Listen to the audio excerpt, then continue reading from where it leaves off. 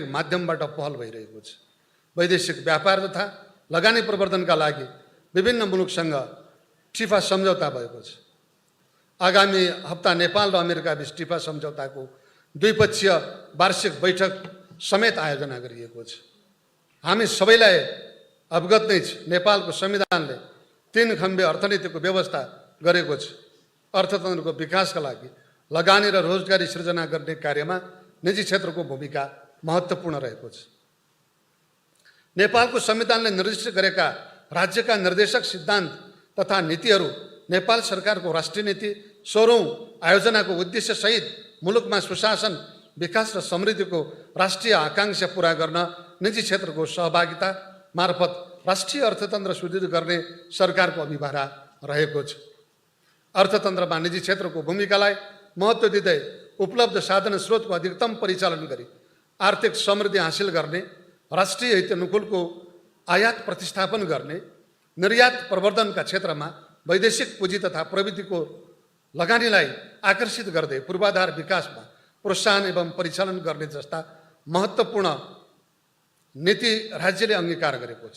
Yes सन्दर्भमा लगानीको वातावरणलाई सहज र लगानी मैत्री बनाउन पूर्वाधार विकास महत्त्वपूर्ण पक्ष रहेको छ। निजी क्षेत्रको सबलीकरण, सुरक्षित डिजिटल पूर्वाधार जस्ता चुनौतीहरू हाम्रा सामु भए तापनि ऊर्जा, जलस्रोत, यातायात, कृषि, पर्यटन, सूचना प्रविधि लगायत हाम्रा तुलनात्मक लाभका क्षेत्र र अवसरका क्षेत्र समेत रहेका छन्।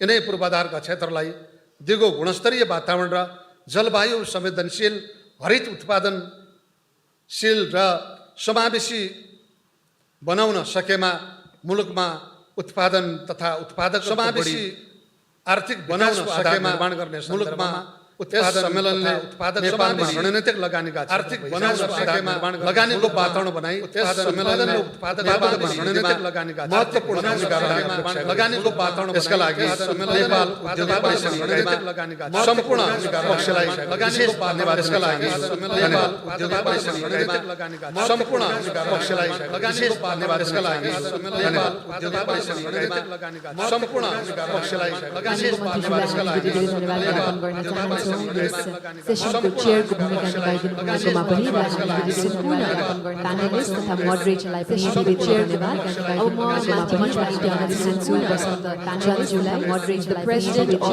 YCSC please invite president of YCSC the president hand over the token of appreciation to the chair of president माननीय मन्त्रीज्यूलाई अगाडि आइदिनु the token of appreciation चाहन्छु र उहाँलाई chair of president मायाको चिनो ग्रहण गर्दै हार्दिक अनुरोध गर्दछु।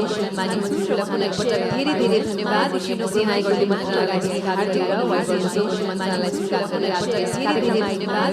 सिनाई गर्दै समिति हार्दिक YCSC सेसनको चेयर भूमिका निभाइदिनु भएकोमा धेरै धन्यवाद। सिनाई गर्दै I also like to invite and thank Dr. Roberto Campo, former Secretary of Finance Republic. I also like to invite and thank Dr. Roberto Campo, former Secretary of Finance Republic. I also like to invite and thank Dr.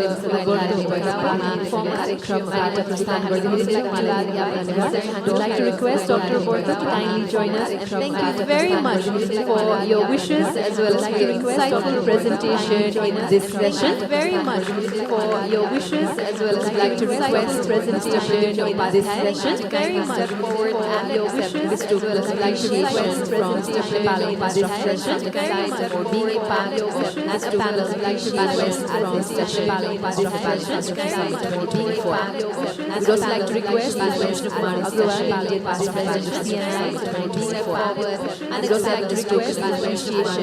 Thank you very much, sir, for highlighting the key aspects in which PPP has actually thrived in the past.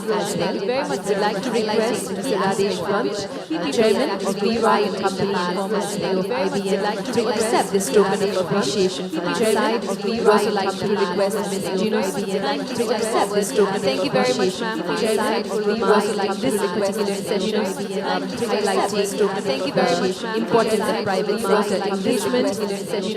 I'd also like to request Mr. Muhammad Hashimi, Director, Office of Management. I'd also like to request Mr. Muhammad Hashimi, Director, Bank Office, for your participation in this particular session.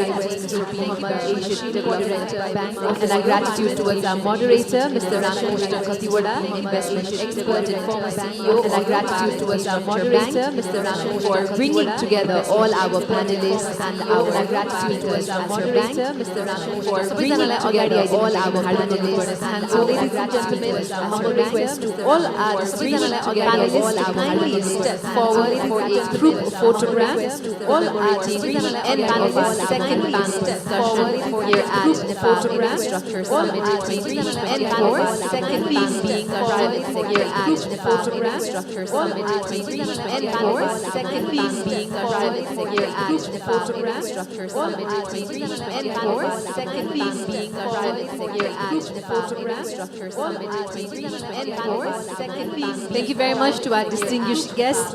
Ladies and gentlemen, thank you very much for being here with us. Thank you very much to our distinguished guests. Ladies and gentlemen, thank you very much for being here with us. We are heading towards our first session, ladies and gentlemen, which is on fiscal, monetary, and heading towards policies, analyzing the policies that drive fiscal, monetary, and heading towards policies, analyzing monetary and regulatory frameworks. These are fundamentals for monetary development and ensuring sustainable economic growth and development in Nepal as well.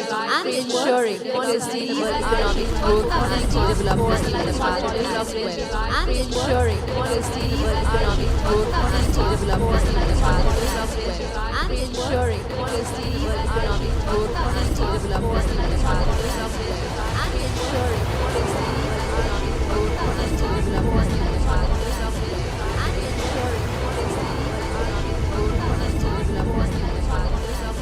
And ensuring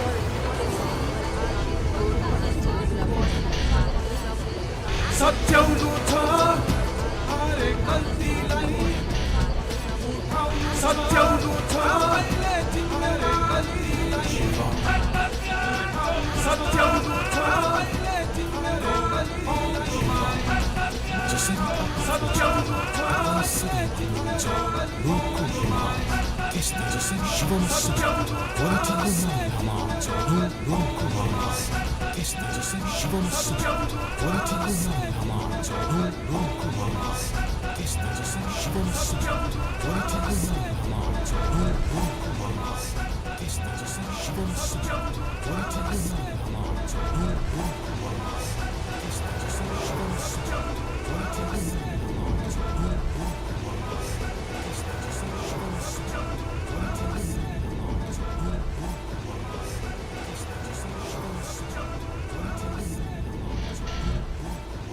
सच्याउनु छ हरेक गल्तीलाई उठाउनु छ आफैले जिम्मेवारी कर्तव्यको मामलामा no compromise जसरी आफ्नो क्षेत्रमा तपाई सधैँ भन्नुहुन्छ नो कम्प्रोमाइज त्यस्तै शिवम सिमेन्ट क्वालिटीको मामलामा no compromise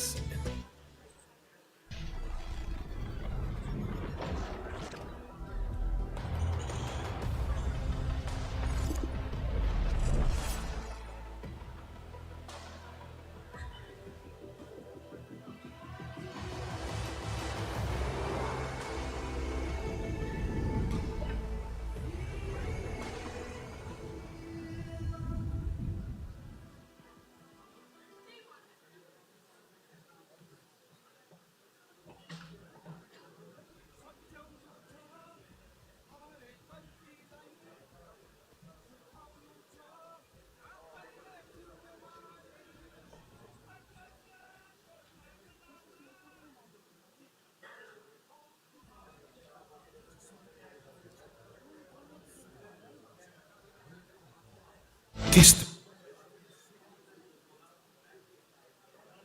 Compromise.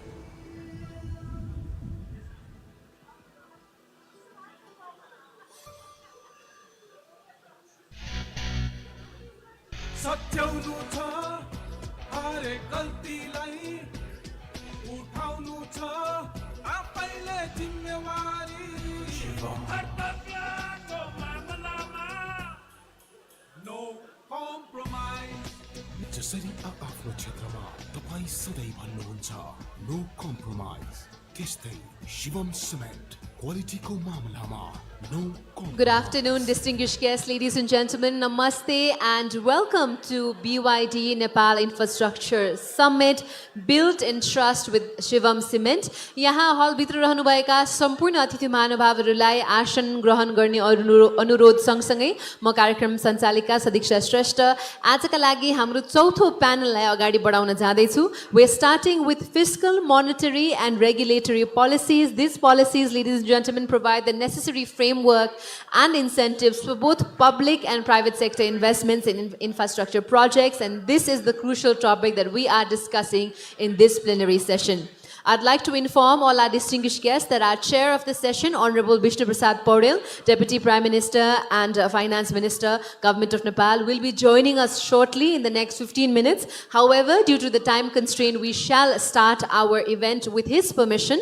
We'd now like to invite onto the stage Dr. Yuvraj Khathiwara, Financial Advisor to the Prime Minister, Government of Nepal. We'd like to welcome him with a big round of applause. Thank you very much, Dr. Khathiwara, for joining us in this particular session to share your insights with all of us. We'd also like to invite Dr. Rajiv Kumar, former chair of Niti Aayog. Thank you very much, Dr. Rajiv Kumar, for accepting our invitation and being here in Nepal to talk about these various policies that direct infrastructure development in the country. About these We'd various also like to policies request Mr. that Bambahadur direct Mishra, Deputy Governor, infrastructure Nepal development in the Rashtra country. Bank, to kindly About join us. these We'd also various like to policies. request उहाँलाई पनि हामी धेरै धेरै धन्यवाद ज्ञापन गर्न चाहन्छौँ आजको कार्यक्रममा हामीलाई साथ दिनुभएकोमा. We'd also like to invite Mr. Haribhakta Sharma, former President CNI, to kindly join us onto the stage as a panelist for this panel discussion. I'd also like to invite Dr. Kalpana Khanal, Director, Policy Research Institute, Government of Nepal, to kindly join us in this panel discussion. And to bring them all together, may I please request Mr. Bhuvan Dahal, finance expert and former president of Nepal Bankers Association. Ladies and gentlemen, the stage is all set for discussion on fiscal, monetary and regulatory policies. Before I hand over to our moderator, a humble request to all our distinguished guests, from English to Nepali in the translation device, it's channel 75. And if you want it converted from Nepali to English, it's channel 50. Now I'd like to hand over this proceedings of this session to our moderator, Mr. Bhuvan Dahal.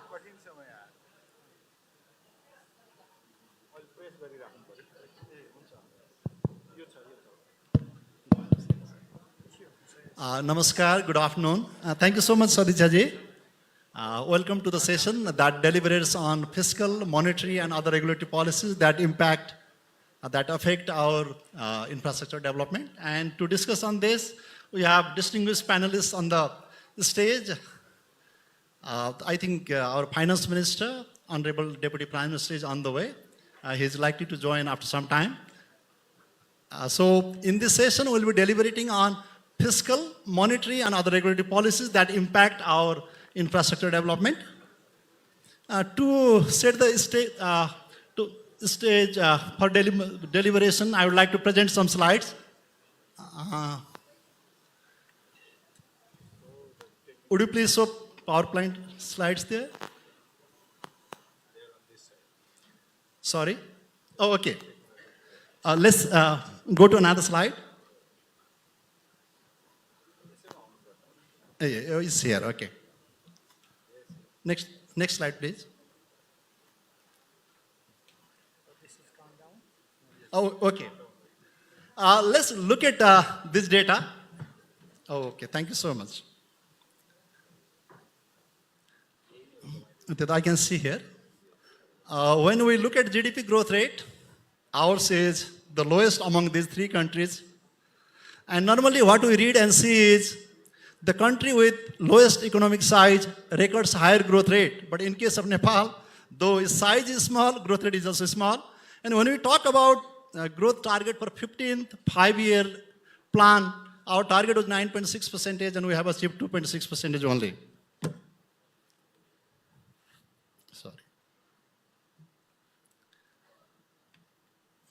as a result, we can see GDP per capita of Nepal, vis-a-vis South Asian other countries and China. When we see this data, only Afghanistan is behind Nepal. All other countries are far ahead. And in case of India and Nepal, it is almost double. And when we talk about Sri Lanka, Bhutan, China, and Maldives, they are far, far ahead. So in order to increase the size of our GDP, we need to increase the investment in infrastructure. So let's look at this investment scenario of Nepal.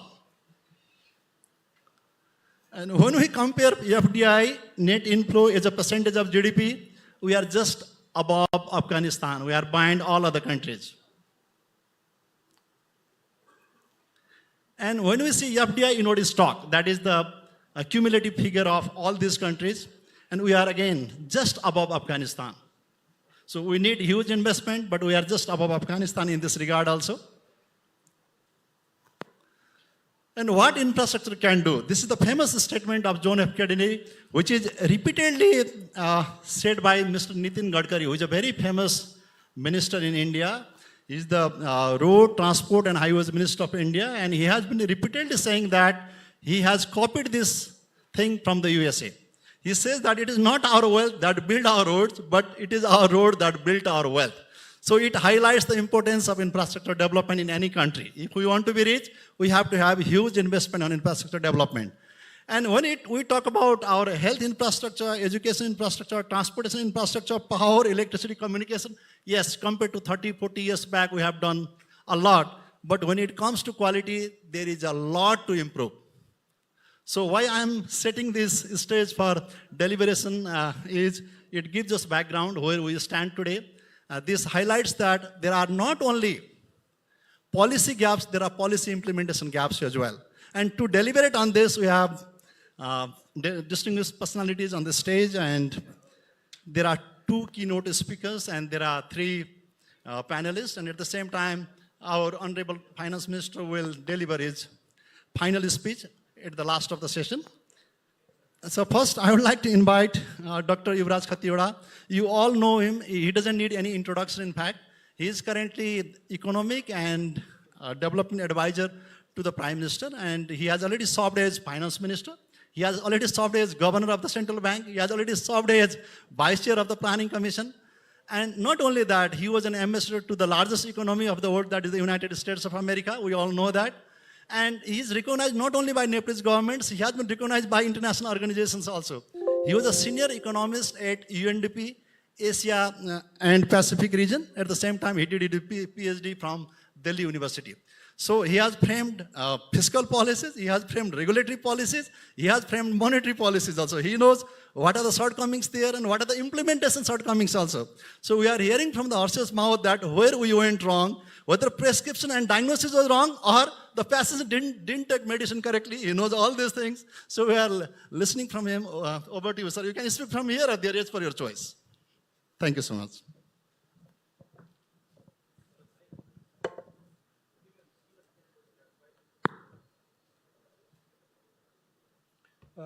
Thank you, Bhavanji, for your kind introduction. It was a long, long enough. Distinguished panels, my colleagues, ladies and gentlemen, my pleasure to be here this afternoon. The Finance Minister is coming to speak on fiscal policy. Deputy Governor is there to speak on monetary policy. I am no more a regulator, so that I don't have much to speak first.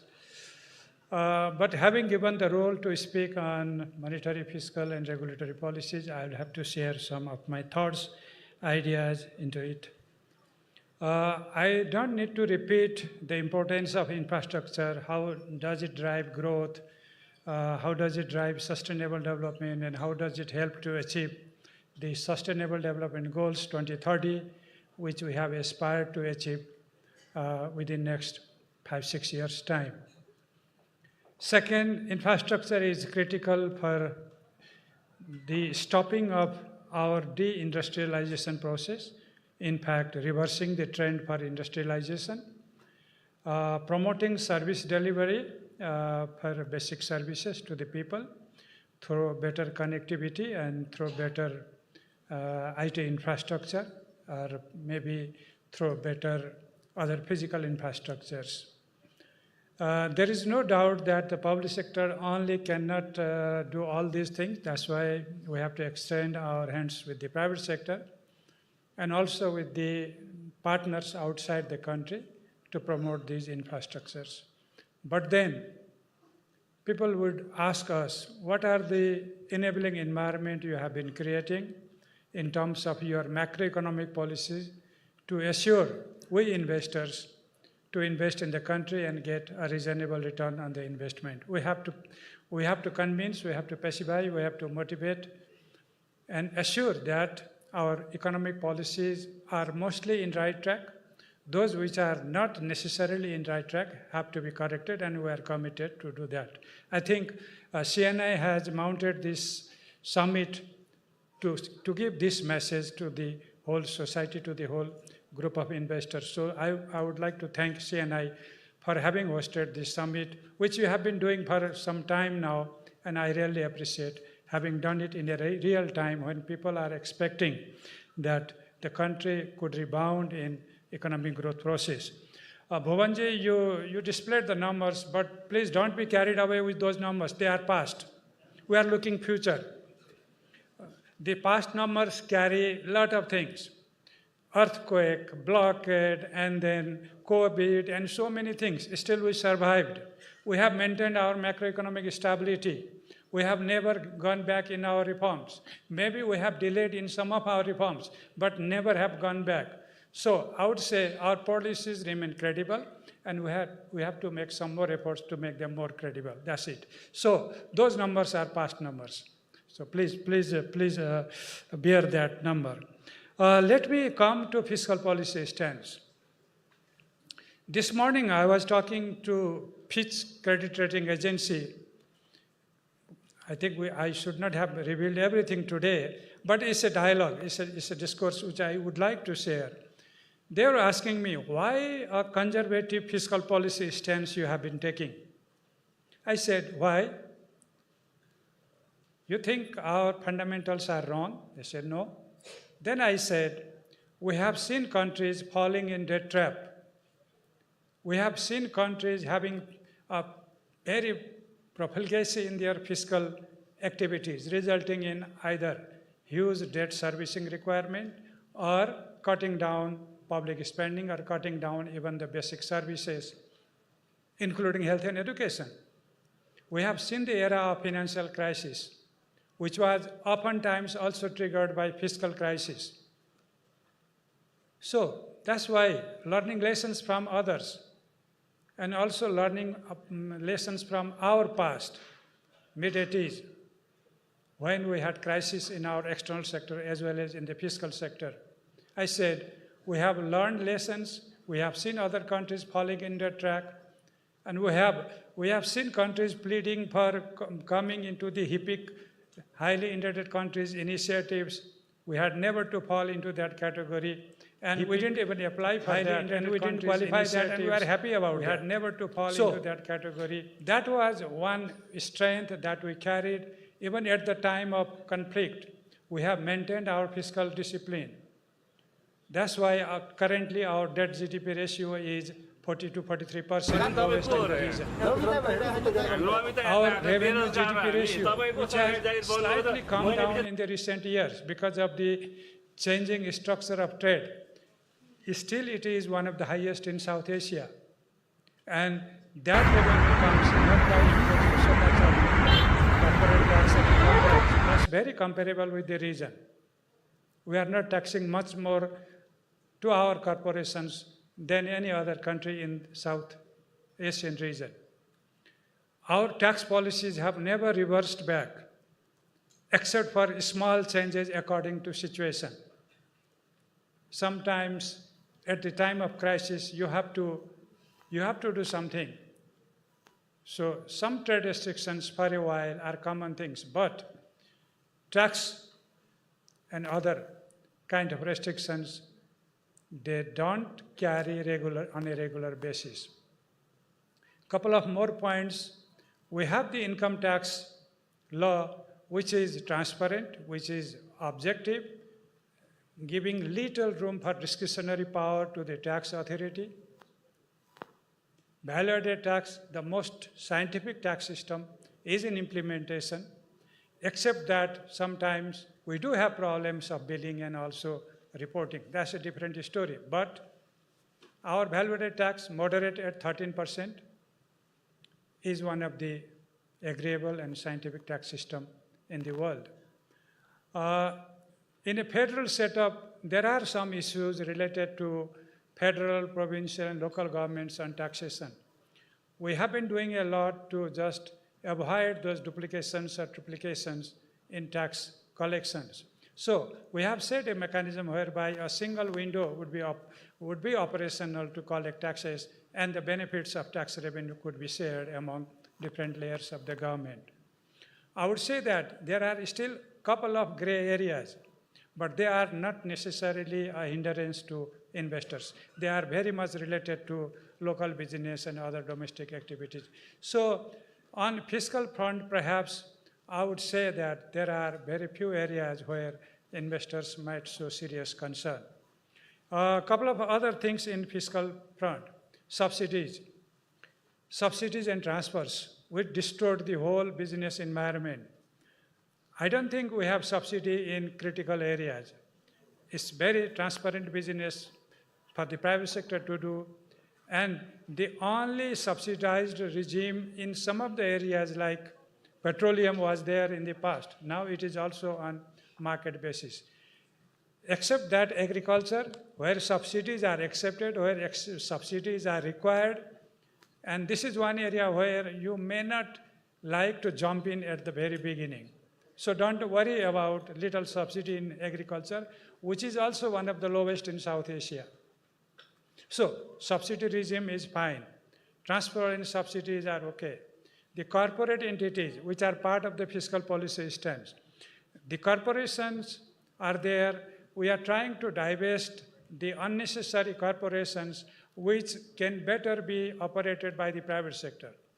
In the past, with some political instability and in the absence of some governing laws, we have been delayed in some of the reforms in corporate sector, particularly in SOEs.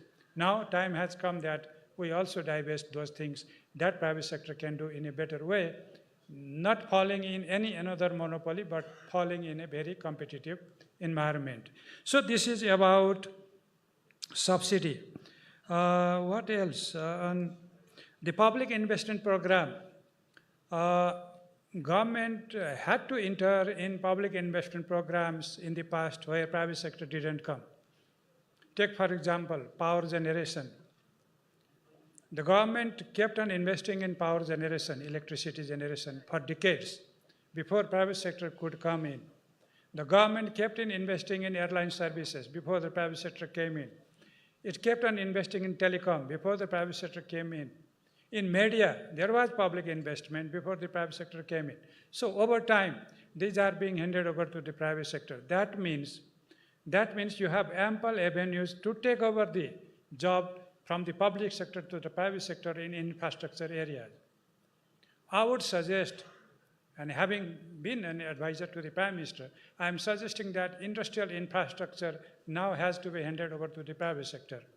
Airport operations can be handed over to the private sector. Transmission system, power transmission system, it's a monopoly anyway, but could be properly handed over to the private sector. So there are so many areas which public sector or the government sector or the SOEs can hand over to the private sector, and we are working on that.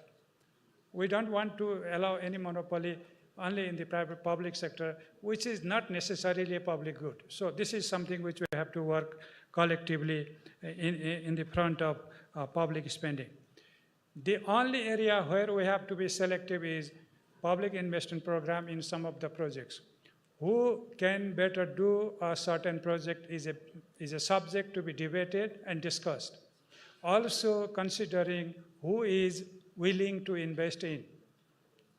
We can put a number of infrastructure projects in our list for private sector to come up. Big hydropower projects, not necessarily ROR. I may be talking pondage or storage project, which might call public sector to participate as a viable gap viability gap funding model or in a PPP model. We are willing to work on that. So it's not that public sector is not willing to invest, to participate with private sector in several areas. It is also because the willingness of the private sector to come into that business. And we are creating an environment through PPP Act and some other acts to see that the public investment programs could be shared with the private sector. The monetary policy. We do have a monetary system which ensures macroeconomic stability. Nepal is one of the countries having a very moderate inflation. If you look at decades, not even 5, 10 years, 20 years, it doesn't cross 7% on average. I was looking at the cost of investing in infrastructure, construction price index. Wow, the construction price is it has gone up just by 2% in a decade. It's so low. The human resource cost, the wage cost, is gone up only by 7% in a decade on an average, annual average. So we have maintained inflation. We have maintained the price of construction materials for big infrastructure projects to invest. And that's the stability we have given through the central bank's monetary policy. The second is banking regulations and making banking system prudent and healthy. The central bank has increased the capital base of the banks. They have been adequately capitalized, comparable to the size of the economy, of course, not necessarily very big. But to the size of our economy, we are among the 24 most capitalized banking systems in the world. Very healthy. But I would again put a caution in that even the largest bank today, as a single borrower obligation, can finance only 100 megawatt of hydropower to the most. So that means we need to have some more investment in every area, including power sector. Despite that, our banks are healthy and have more resources to invest in. But given their size, as compared to the size of the economy, and given the requirement for infrastructure investment, we need more investment. The banking system remains quite healthy. The NPA level is best in South Asia. It's about 3.5%. To the most, it could be 4%. But that would sometimes create a kind of problem to the investors. You might say that the provisioning norms are very stringent, loan loss classifications are very stringent, asset quality classification are stringent. There are some areas where we can see and discuss, and as per your suggestion, we can work on which of those provisions could be changed. Collateral-based lending is one issue. Now we have to compare between the safety and security of the depositors and feasibility of borrowers to borrow large amount of money from the bank in the absence of collateral. So project financing versus collateral-based financing, you have to optimize between that. And it would be the duty of the investor to see that the projects are credible, appraisals are made in a very convincing way, and partly they could be also supported by collateral and maybe partly with other guarantees. So we have to see a blend of different kinds of mechanism whereby keeping depositors' money safe, we can also facilitate investors. The interest rate. Oftentimes, interest rate comes on the way of infrastructure investors. And we have set a mechanism whereby you can have a choice between fixed rate and floating rate interest rate. If you want to fix your interest rate and be assured that you are not charged more interest rate at a time of liquidity crunch, you can choose the fixed rate regime. But if you are a risk taker and you want to go for a floating rate, you are also open. The only issue is that bank's portfolio, the balance sheet of the banks is such that the short-term deposits account for a larger chunk of their liability side, and they don't want to create a kind of credit or asset side which has a longer maturity period to avoid the asset liability mismatch or balance sheet mismatch. So When I was central bank governor, I said, let me say first, when I was central bank governor, I found that 25% of bank deposit was on call deposit, 1/4 in call deposit. At a time when you have 25% as a call deposit, how can you invest in energy and infrastructure? I said, it's too much. Then banks started raising their fixed deposit, and now it's gone up to 60%. Oftentimes, I think this is also too much. But again, the portfolio is like a 2 years, 3 years to the maximum, the deposit portfolio. Whereas infrastructure projects demand sometimes 8 to 10 years of investment. This is one. Associated with this is the issue of interest treatment. In a capital, in an investment project, which is infrastructure, interest has to be capitalized. And a banker whose tenure is 5 years wants to show maximum profit and have a dividend paid to the investors. One would like to maximize the profit and cash transfer to the shareholders, dividend out.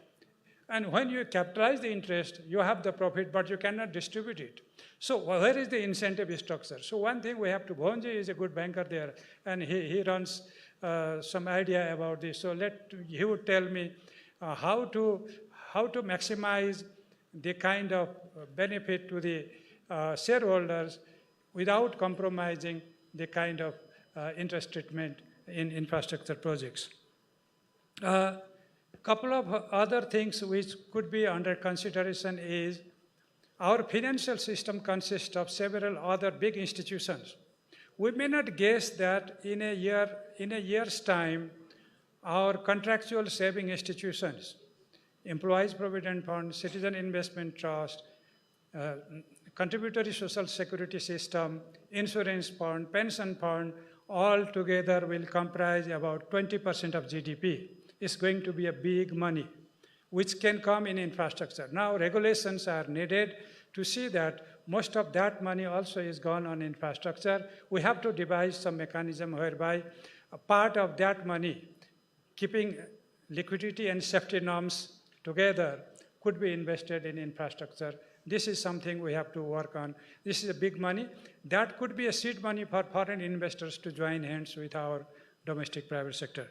There are several other things, but I would mention 2 things. Hedging mechanism for foreign borrowing. You have to have a hedging mechanism. Already some of the financial institutions or some of the projects, hydro projects, are utilizing this facility. We need to institutionalize this process furthermore, and we'll see how we can enact a law to see a hedging service to be more credible. The last point is credit rating. Our Honorable Minister has just come with a discussion with the credit rating agency. I was there a couple of hours before.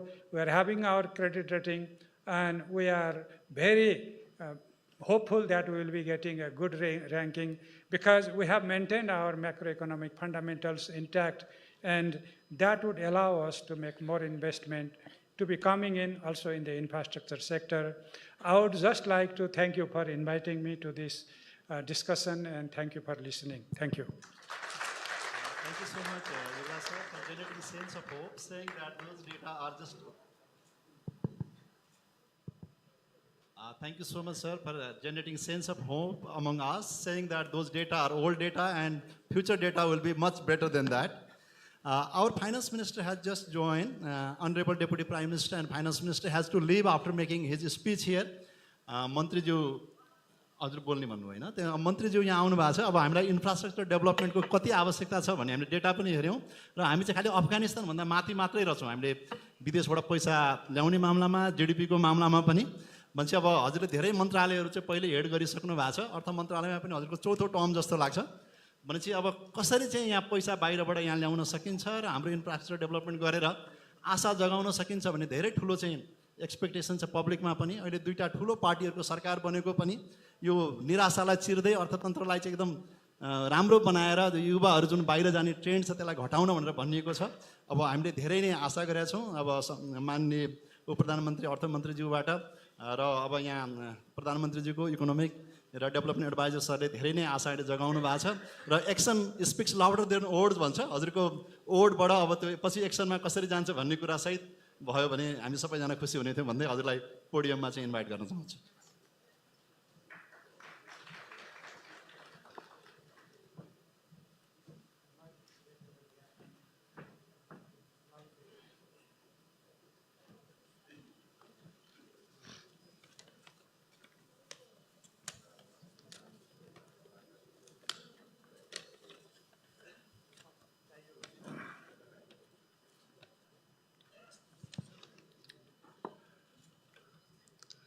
Nepal पूर्वाधार सम्मेलन 2024 अन्तर्गत yes सत्रका अध्यक्षज्यू, मञ्चमा रहनुभएका सम्पूर्ण विशिष्ट महानुभावहरू, yes सत्रमा सहभागी हुनुभएका सबै विशिष्ट महानुभावहरू, सञ्चारकर्मी मित्रहरू, नेपाल इन्फ्रास्ट्रक्चर समिट 2024 को यो सत्रमा आज तपाईहरुमा सहभागी हुन पाउँदा खुसीको अनुभूति गरेको छु। यसका लागि म आयोजकहरूलाई धन्यवाद भन्न चाहन्छु। यो कार्यक्रमले मुलुकको आर्थिक विकास र समृद्धिसँग जोडिएको पूर्वाधार क्षेत्रको विकासका विभिन्न आयामहरूमा छलफल गर्न अन्तर सम्बन्धित क्षेत्रका व्यक्तित्वहरू, नीति निर्माताहरू, विज्ञहरू र सरकारवालाहरूलाई एउटै मञ्चमा ल्याउन सफल भएको छ।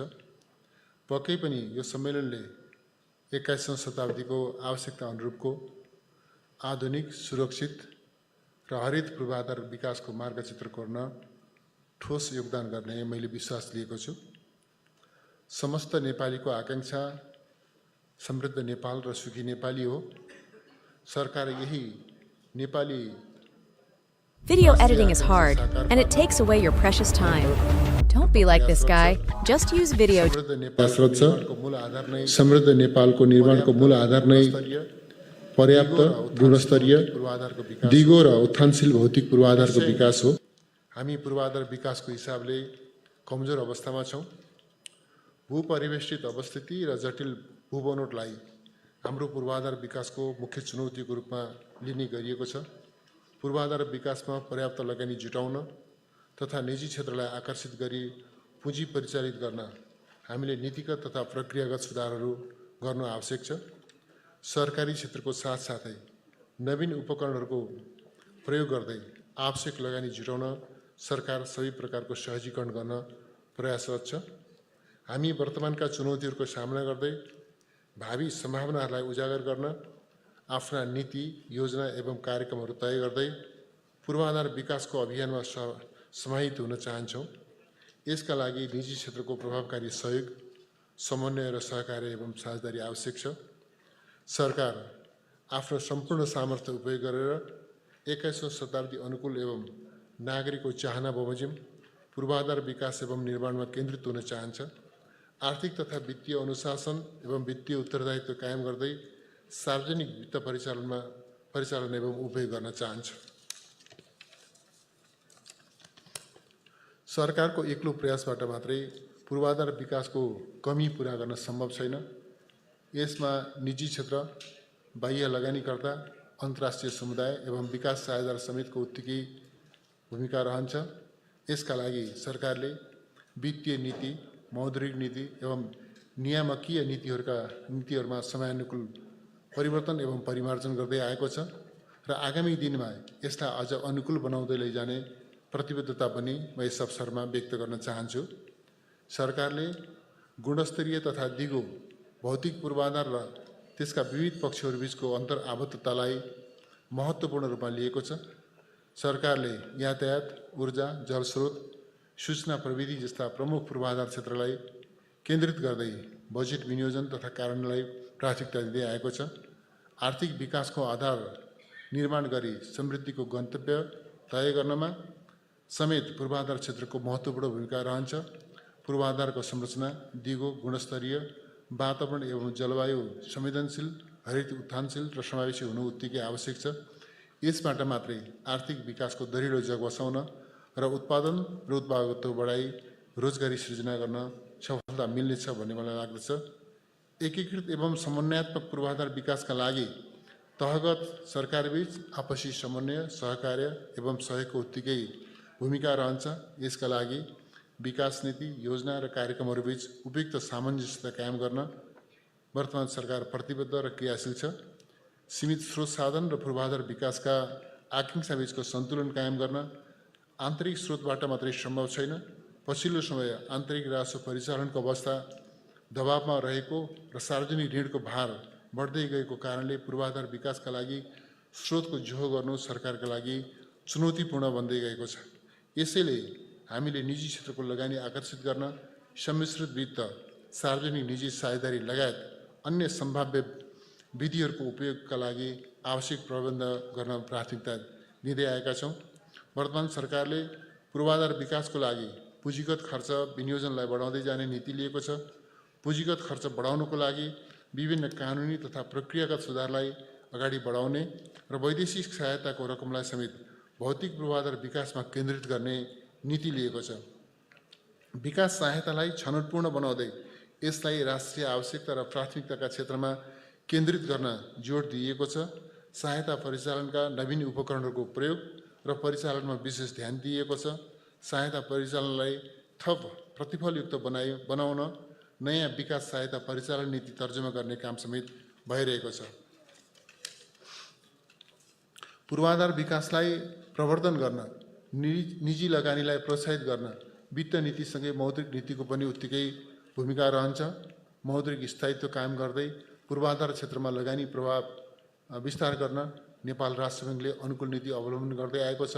ठुला पूर्वाधार परियोजनामा केन्द्रित भई काम गर्न सरकारको अग्रसरतामा पूर्वाधार विकास बैङ्कको स्थापना गरिएको छ। फलस्वरूप पूर्वाधार आयोजनामा दीर्घकालीन पुँजी परिचालन गर्ने संस्थागत अवस्था कार्यान्वयन भएको छ। पूर्वाधार विकासमा निजी क्षेत्रले महत्त्वपूर्ण भूमिका निर्वाह गर्नुपर्छ भन्नेमा सरकार दृढ छ। यसका लागि हामीले सार्वजनिक निजी साझेदारीका लागि अनुकूल वातावरण सृजना गरेका छौँ। पूर्वाधार लगायतका परियोजनाहरूमा स्वदेशी तथा बाह्य लगानीकर्ताहरूलाई आकर्षित गर्न देशको वास्तविक अवस्था बिम्बित हुने गरी मुलुकको सार्वभौम क्रेडिट रेटिङको काम अगाडि बढाइएको छ। यसको काम सम्पन्न भए पश्चात लगानीकर्तालाई मुलुकमा लगानी थप गर्न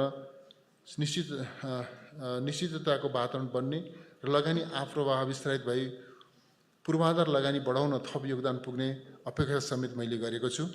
पूर्वाधार क्षेत्रमा लगानी अभिवृद्धि गर्न सहयोगी हुने गरी पुँजीगत र वित्तीय व्यवस्थामा बजेट विनियोजन गरिएको छ।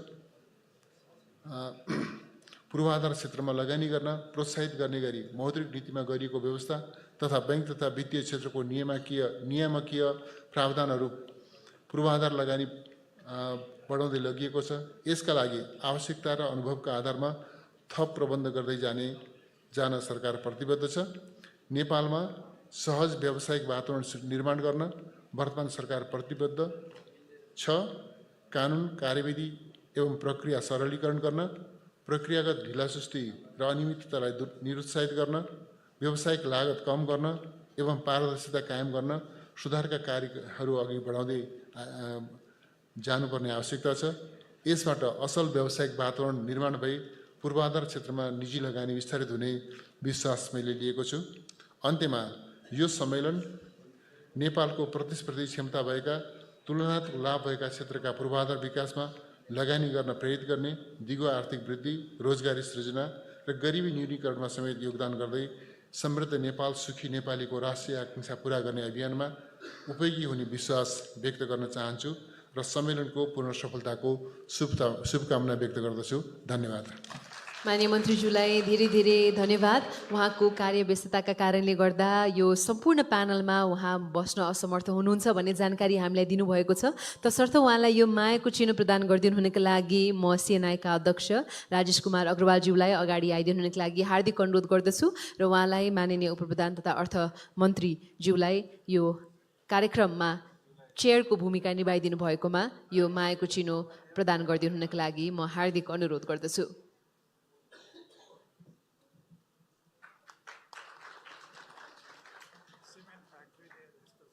माननीय मन्त्रीज्यूलाई धेरै धेरै धन्यवाद पुनः एकपटक। And now I'd like to request our moderator to kindly continue with the session. Thank you so much, Aditya ji. Now we have another keynote speaker, and he's a very renowned person from India. He's Dr. Rajiv Kumar. He's the currently chairperson of Pale India Foundation. That is India First Foundation, right, sir? And he's a very senior person. He was a vice chair of Niti Aayog. Niti stands for National Institution for Transforming India. It's like our National Planning Commission. And now in India, I think National Planning Commission is not there. It is replaced by Niti Aayog. So he was the vice chair from 2017 to 2022. In 2016, he wrote a book called Modi and His Challenges. In 2017 itself, Right Honorable Prime Minister Modi made him vice chair of Niti Aayog to overcome those challenges. And he was in the board of Central Bank of India. At the same time, he was in the board of State Bank of India. He was an advisor to Finance Ministry and at the same time Industry Ministry. And he was a consultant, he was a principal economist at ADB for more than a decade. And at the same time, he has worked in private organizations. He was a senior economist at CII. And at the same time, he was Secretary General of FICCI. And he has a double PhD. One is from India, the other is from Oxford University. He is such a renowned person. And he in the last 10 years, India has become 5th largest economy from the 10th largest economy. And it is aiming to be the 3rd largest economy in 3 years. So he has seen ups and downs of all these things and how India has been successful in attracting this foreign investment and domestic investment also. He will share his experiences and we can learn a lot of things from you. Over to you, sir. Good afternoon, everybody. Namaskar. And thank you very much, Bhuvan, for that extraordinary introduction. Ladies and gentlemen and friends like Dr. Bindu Lohani and everybody else here, a great pleasure to be back in Kathmandu. I think I've come back after 6 years, and the last time I was here also for the Infrastructure Summit, and I've seen that on my drive from the airport to the hotel, some visible infrastructure development has taken place. So congratulations for that. I think it's an important thing. Ladies and gentlemen, I'm going to make 6 points in the 15 minutes that I have got here. The first, and let me sort of read them out for you, which is the first one is a little bit about the definition of infrastructure itself, the way we have started to look at it in India. The second is the green imperative, as I call it, which is sometimes referred to also as sustainability. But I think we don't recognize the importance enough. We give it some rhetoric support, but don't recognize it. The third is the multiple agency coordination problem for infrastructure. It's a unique sector where you can't do with any one sector. So how do you solve that? The fourth one is the financing of infrastructure. It's a special requirement because of its long gestation period, because of its low returns. And within that, one of the things is the PPP model as to how do you make it successful. We talk about it a lot, but we don't really get to grips with it. And finally, because I've always called myself a sarkist, which is that I believe in regional cooperation, and I started a magazine called Sarkist. I will talk about very briefly why a regional blueprint for infrastructure for South Asia is essential. And without that, we won't be able to make much headway. So let me start off by the infrastructure definition, which is that, we talk mostly about physical infrastructure. Sometimes we expand it to social, and today you said about education and health and so on, and communications. I want to add, because it's very necessary today to add to this, what I would call the digital public infrastructure, which is very important, and I think for which we have made a very amazing advance in India. The digital public infrastructure started known as the UPI. Today you've got 1,000 crore individual transactions taking place under that UPI every month. And believe it or not, you've got about something like $44 billion worth of value of transactions. 83% of GDP is being handled by the UPI. Digital public infrastructure is probably the greatest thing that you can do to create equity, transactional facility, and also the ease of the sort of ease of doing business. So digital public infrastructure is very important. The second one, which I would like to add, again, I think is extremely important, we don't give enough importance to it, is the municipal infrastructure, is the urbanization. Came to me as a big shock when I when I headed the Niti Aayog, that we don't have urban planners in our region, in our countries. We do in urban, the urbanization just goes on without any planning at all, and that does create a very big problem, because urbanization is a trend that is going to happen and is going to swell. In our region, I think about less than 40% is urbanized today. And this is going to rise to 70 or 80%. And if we don't take care of the urban infrastructure, so it's not just the highways and the railways, etc., but it's the urban, what you do with your, localities and your water system and your, your tap water, the sewage treatment, the environment condition. What do you do with the sewage treatment? How can you make it better, etc. So I think those are so let me just end it at these two levels, and we can discuss that the digital public infrastructure and the municipal infrastructure must be included in any discussion of that you have of infrastructure development, etc. And I hope in the next infrastructure summit, we will have sessions on that here in Kathmandu. The second point that I wanted to mention was the green imperative, the sustainability. Now here, you see, we are the only region, and in India, and I talk about it, India all the time, which has to grow exponentially. You got $1,500 per capita. We have got about $3,000 per capita. We want to grow at least 5 times, 6 times to take our per capita incomes where we should be. Grow exponentially and at the same time reduce our carbon footprint. The old model that you grew once and then you retrofitted the whole thing, that you cleaned up your rivers and you cleaned up your seas and you made whatever that's not available to us. That option is just simply not available. Because if we continue on that path, there is no planet left for us. I mean, imagine India with 3 billion gigawatts of, 3 billion, greenhouse emissions today, tons of green. If we grow to 13 or 14 or 20, as the advanced countries go, I'm sure the glaciers in the Himalayas will melt completely and be finished. And the seas will rise, the way they will rise, and our coastal regions will not. So this is a huge imperative. And what are the implications of that? I'm very proud of the fact that we build 33.8 kilometers of highways in our country today in India. We've got 1.63 lakh kilometers of highways in our country. But the green imperative means that railways and waterways are more important than roadways. Roadways is not a green imperative. I mean, let's just face it.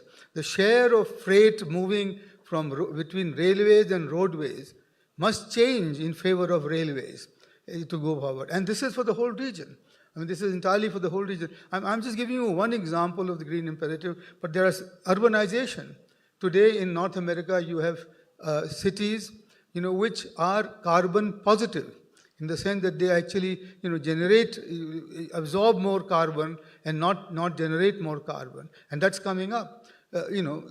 Infrastructure means that this whole idea of the sprawl that that you have, the suburban sprawl, is not the right thing to do. You've got to have the high-rise buildings because they are less environmentally degrading. And public transport. The model of private car ownership should be put aside. And the fact is that if you go to Scandinavia, you will see that today riding a bicycle is considered to be a status symbol rather than riding a big car. Are we doing that in South Asia? So, ladies and gentlemen, the green imperative is actually extremely important, and I'm afraid we don't give it enough importance in our country, in our region. We've tried this in Niti Aayog, and some advance is being made in terms of the public infrastructure. Therefore, you've got the metros coming up, you've got the electric buses in the Indian cities coming up, you've got the railway expansion, and some attention, and the waterways. This is the first government in India which is actually harnessing the waterways along the Ganga and the major rivers that you've got, and the freight movement can start on that, like it does in the Rhine in Germany. The third priority that I was talking about, the third point I was talking about, is the multiple agency problem. Infrastructure requires a coordination of several agencies and departments, whether it's power, or highways, or structure, or, finance, and so on. And therefore, in India, the Prime Minister started a portal called the Gati Shakti portal. Now, the Gati Shakti portal combines all the ministries, and they all put their,